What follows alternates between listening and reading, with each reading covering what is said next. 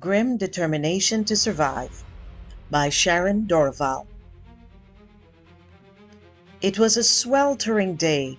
The island heat, thick as grief, clung to the skin like the memory of better times. The sun blazed with the fury of a dying hope, and even the lush greenery drooped under its weight, mirroring the people's despair. Markets were hushed, children played without joy. The scent of desperation hung in the air. Salt, sweat, and the sour tank of a people stretched too thin. Ella sat on the porch of the small wooden house the bank was about to take. Her cutlass moved slowly over a whetstone, each stroke sharp, deliberate. The radio behind her crackled with news of more bankruptcies, foreclosures, and layoffs. A nation once proud, crumbling. The sound of metal drew them, men and women with haunted eyes and hardened faces, summoned not by any announcement, but by something older, more primal, the sound of steel preparing for war. Her hands trembled. She clenched them. She couldn't let them see. They were waiting. She raised her cutlass to the sky. We will take back our country. We will reclaim our lives. We will feed our children. A cry rose from the crowd, wild and unchained. They lifted their hoes, machetes, and rusted tools like sacred relics. Ella stepped down into their midst, leading them towards the battle jeeps waiting on the dirt road. The plan was reckless. The odds were poor, but they could no longer wait. As the jeeps lurched forward, dust rising in their wake, villagers emerged like ghosts from doorways, joining the procession. By the time they neared the capital, their numbers had swelled. The army was caught off guard, used to crushing isolated dissent with ease. But this was no small protest. This was a tide. Skirmishes bloodied their advance. Ella, tireless, became both symbol and spearhead.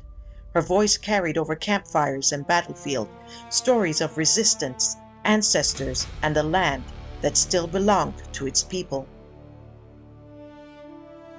At the gates of the capital, government rifles met the uprising with cold precision. Ella raised her cutlass once more and screamed. The crowd surged. Bullets answered.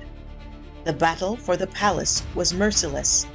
When it was over, the rebels found the president in a wine cellar beneath the palace. He groveled before her, bloated and trembling, surrounded by vintage bottles worth more than a farmer's annual income. He demanded, he threatened.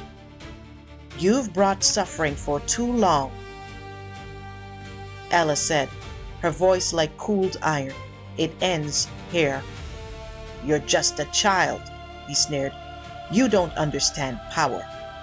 She answered with her blade. On the palace roof, she addressed the cheering crowd. This is the dawn of our freedom. They roared. Then, almost without instruction, they turned on the former regime's supporters, businessmen, politicians, journalists, anyone who had smiled too often near power. The revolution, once righteous, became a purge. Ella fought alongside her people, her blade red with the blood of enemies and maybe unknowingly of former allies. Victory was absolute, but fragile. As the army regrouped to crush the rebels once and for all, a general called for a ceasefire. Ella nearly missed his words in the chaos. There has been enough blood, he said. Then let's talk, she replied. The war ended. The rebuilding began. Ella, once a farmer's daughter, became leader of the new republic. She did not rest. There was too much to do. Enemies were everywhere. They had to be found before they struck. Those who mourned the dead too loudly were silenced. The wrong-minded were imprisoned or re-educated. To keep peace, militias patrolled the streets.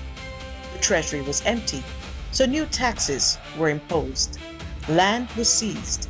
Foreign deals were made for the advantage of the elite of the state.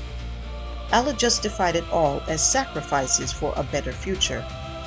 Her ministers were loyal. Her speeches were stirring. Her face painted in murals and cast in bronze, etched on the new currency, watched over the people. Schools and media taught the youth of her greatness. Statues were erected in every city. The National Media and Information Center ensured her legacy was unblemished. Trade flourished under strict regulations. Dissent evaporated under strict laws. The arts thrived as long as they celebrated the right themes. Years passed. She grew older, heavier, but her grip remained firm. She ruled as supreme commandant with what she called firm compassion. And when she finally stepped down, she retired to a villa on the coast surrounded by portraits, books of her speeches, and visiting dignitaries. The island, they said, had entered a golden age. The people had food, order, and a story to believe in. But those who remembered the sound of cutlasses sharpening on porches, the fire in a young woman's voice, and the promise of freedom, they said nothing. They only looked at the statues and waited. Grim Determination to Survive by Sharon Dorival.